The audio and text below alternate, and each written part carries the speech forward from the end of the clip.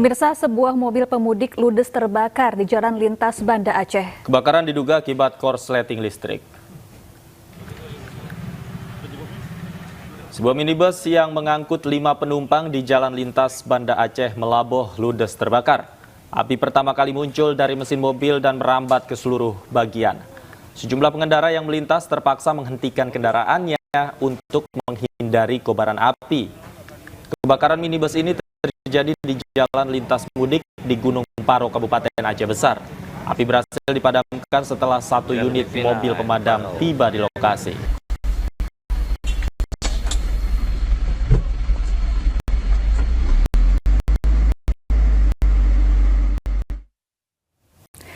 Pemirsa, bule yang berpose tanpa busana di tempat sakral di Bali meminta maaf dan menyerahkan diri ke polisi. Pihak Parisada Hindu Dharma Indonesia meminta bule tersebut diberi sanksi sesuai hukum adat.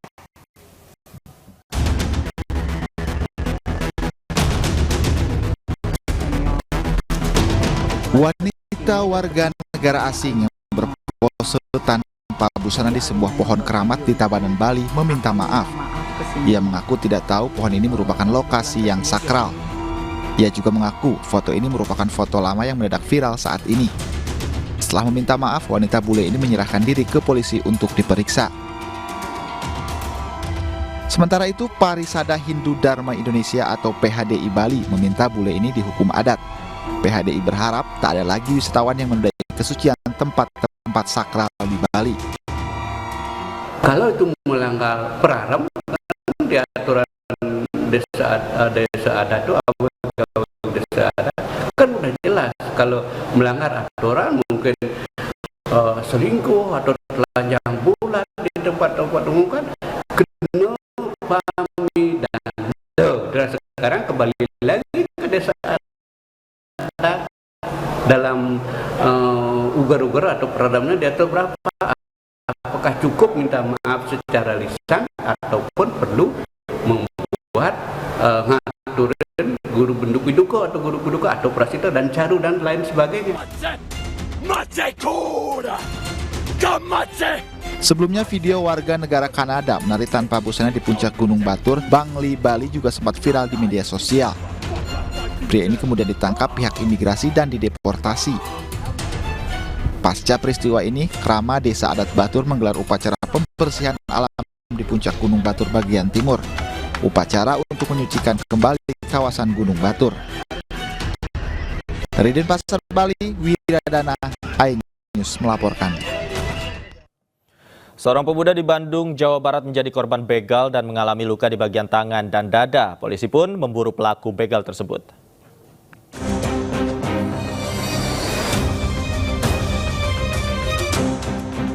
Aksi pembegalan yang dilakukan 2 orang bersepeda motor di kawasan Gang Suka Indah, Kelurahan Cikutra, Kecamatan Cibenying Kidul, Kota Bandung terekam kamera pengawas. Bahkan korban dan para pelaku sempat berpapasan di jalan tersebut. Para pelaku yang melihat korban akhirnya memutar kendaraan dan langsung membegal korban. Korban melawan hingga salah satu pelaku menusuk korban di lengan dan dada. Korban langsung lari ke arah warga meminta tolong, sementara para pelaku langsung kabur ke arah Jalan Katamso. Akibatnya korban luka di bagian lengan dan dada akibat senjata tajam para pelaku. Beruntung korban selamat setelah dilarikan ke rumah sakit terdekat.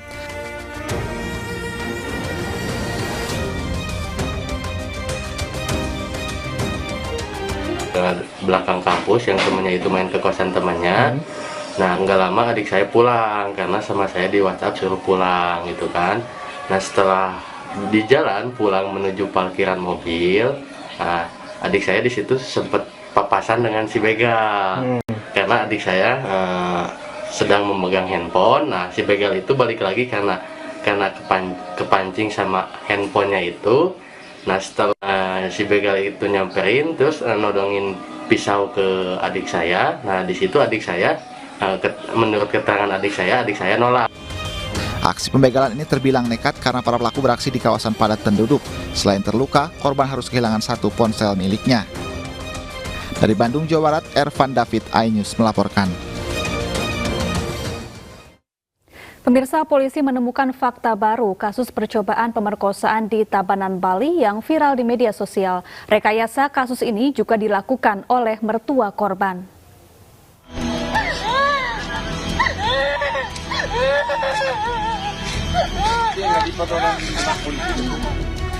Pasca viral di media sosial, polisi bergerak cepat dan menemukan fakta baru terkait kasus rekayasa percobaan pemerkosaan yang menimpa seorang gadis berinisial DA di Tabanan, Bali.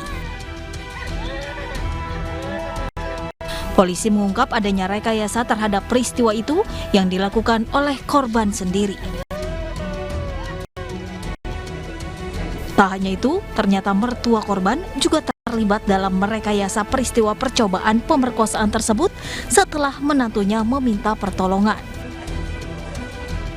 Mertua DA menyuruh korban untuk berpura-pura mengalami penculikan.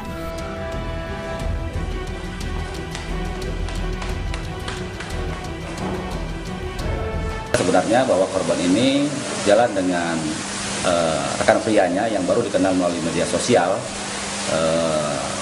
Baru beberapa hari kemudian janji untuk ketemu. Nah, janji ketemu langsung jalan sampai pukul 3 pagi. Nah, karena sudah pukul 3 pagi ini korban pulang dan mengadu kepada bapak mertuanya, minta perlindungan bagaimana caranya supaya suaminya ini tidak marah.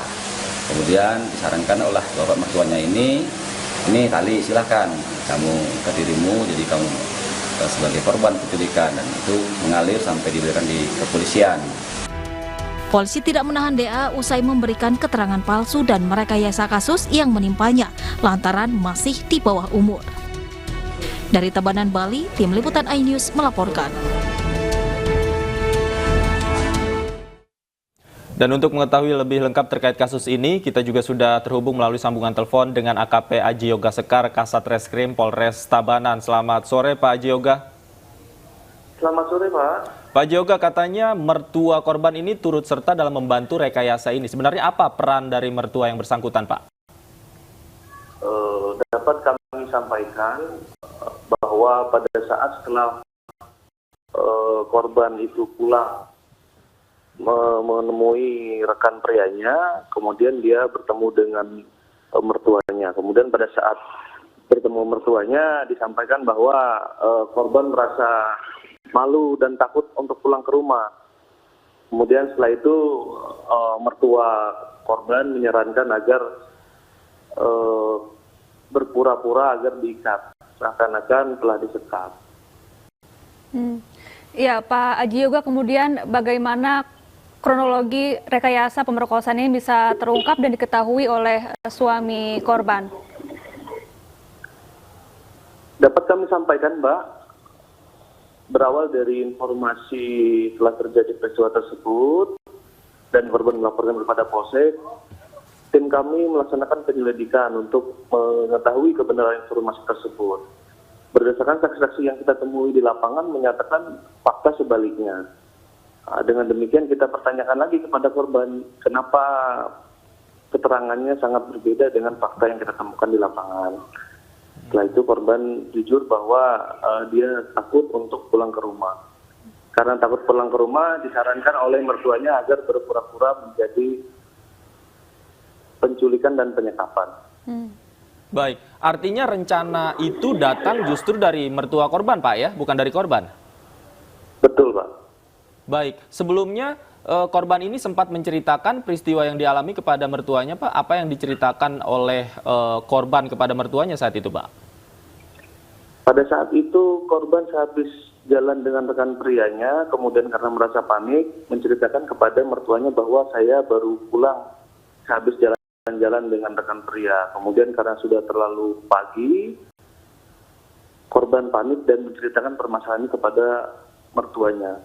Secara spontan mertuanya menjelaskan, ya sudah, nanti saya asumsikan sebagai penyekapan dan penculikan. Ya, Pak Aji Yoga, jadi motif dari korban ini adalah memang karena takut kepada suaminya karena pergi dengan pria lain begitu ya, bukan karena sengaja untuk membuat prank atau rekayasa untuk mengerjai suaminya begitu, Pak? Betul, Mbak. Baik. Pak Aji Yoga, terhadap korban ini apakah bisa dikenakan jerat hukum? Sementara sementara kami berkoordinasi dengan tim psikolog dan tim psikiater untuk menangani korban.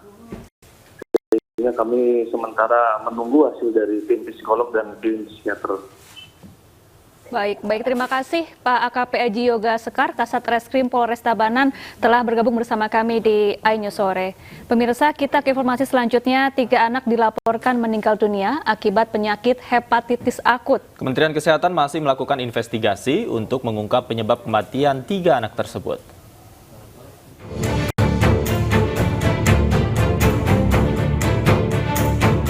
Di tengah melandainya kasus COVID-19, masyarakat kini dihadapkan pada ancaman penyakit mematikan lainnya. Kementerian Kesehatan melaporkan ada 3 anak yang meninggal dunia dengan dugaan hepatitis akut. Ketiga yang meninggal dunia saat dirawat di Rumah Sakit Cipto Mangunkusumo, Jakarta. Mereka adalah pasien rujukan dari rumah sakit di kawasan Jakarta Timur dan Jakarta Barat. Namun yang mengkhawatirkan penyebab hepatitis akut ini belum diketahui. Kementerian Kesehatan masih melakukan investigasi untuk mengungkap penyebab kematian 3 anak tersebut melalui pemeriksaan panel virus secara lengkap. Masyarakat diimbau untuk tetap tenang, namun perlu diwaspadai jika anak-anak mengalami gejala seperti berikut. Kesadaran menurun, demam tinggi, warna urin gelap, warna tinja pucat, kulit dan putih mata kekuningan, gatal-gatal tanpa sebab jelas, nyeri sendi atau pegal-pegal, mual dan muntah, sakit perut, badan lesu, tidak nafsu makan, dan diare mendadak.